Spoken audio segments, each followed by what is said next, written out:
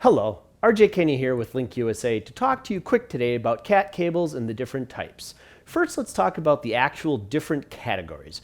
Right now, the different variations that you'll recognize and are most common would be Cat 5e, Cat 6, Cat 6a, Cat 7, and soon we'll start to see Cat 8. What these different categories really refer to is what the bandwidth rating is, which then lends to what the maximum speed and distance can be. For example, Cat 5e is 100 MHz, Cat 6 is 250 MHz, Cat 6a doubles that to 500 MHz, and finally the new Cat 8 has been defined up to as high as 2000 MHz. More bandwidth means faster signals as well as possibly further distances at slower speeds. With the higher specifications, 5, 10, 25, and even 40 gig networks are possible, and we've even tested standard 1 gig networks up to 150 meters on our Cat 7 cable. Typically, in industrial and entertainment situations, we're only looking at networks of 1 gig still.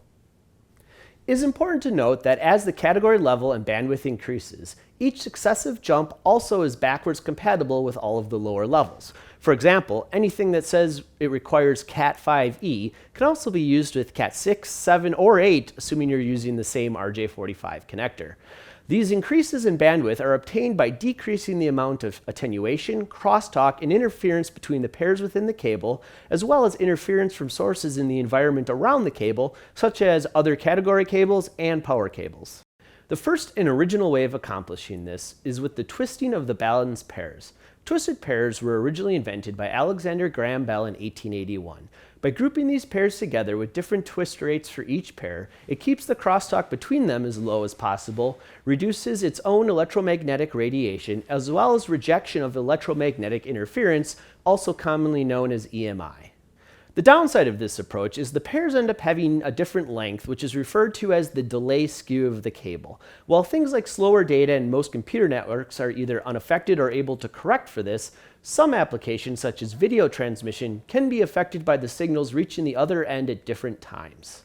The other major property of category cable is what type of shield, if any, it has. The two types of shield used are either an aluminum foil, which protects against high frequencies such as electromagnetic radiation from other pairs within a cable or other cables next to it, and then a braided shield to protect it from low frequencies such as EMI. The different configurations of shielding are U-UTP, unshielded, F/UTP, an overall foil shield, S/UTP, an overall braided shield, SF/UTP, an overall foil and braided shield, F/FTP, an overall foil shield with individual foil shields on the pairs, an S/FTP, braided shield with the foil on the pairs again, and then finally an SF/FTP, which has both an overall foil and overall braided shield with the foil shield on the pairs as well.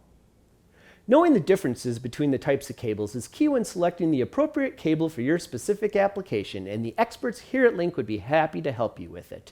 For additional information on types of category cables or what we have available, please feel free to leave us a comment, give us a call, or email us, and we'd be happy to help. Thanks for listening, and we look forward to seeing you next time.